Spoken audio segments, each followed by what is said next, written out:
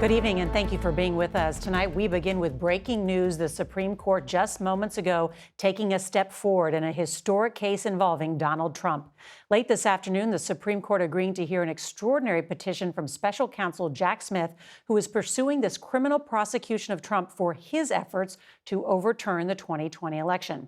Now, the nation's highest court is now set to weigh in for the first time on the historic criminal prosecution of a former president. The special counsel is asking the justices to break from tradition and decide quickly on whether Donald Trump has immunity. Here is what the special counsel wrote in this petition. This case presents a fundamental question at the heart of our democracy: whether a former president is absolutely immune from federal prosecution for crimes committed while in office.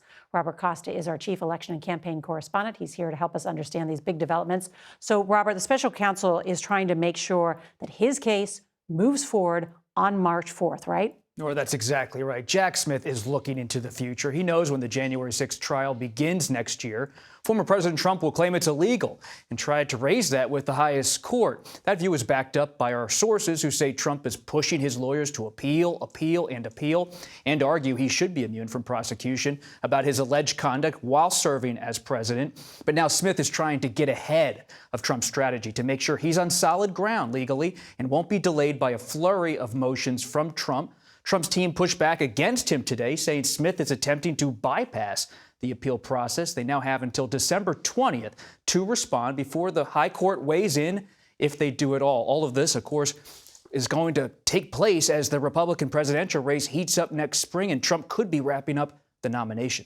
Also, in this petition, why did the special counsel reference U.S. versus Nixon? Nor history hovers over everything, especially with this case. And remember, back in 1974, the U.S. government said President Richard Nixon couldn't protect his tapes. Now, the special counsel Jack Smith is looking for a similar ruling from the court to say prosecutors can move forward and try to prosecute a president or a former president. And do it expeditiously. Robert, thank you.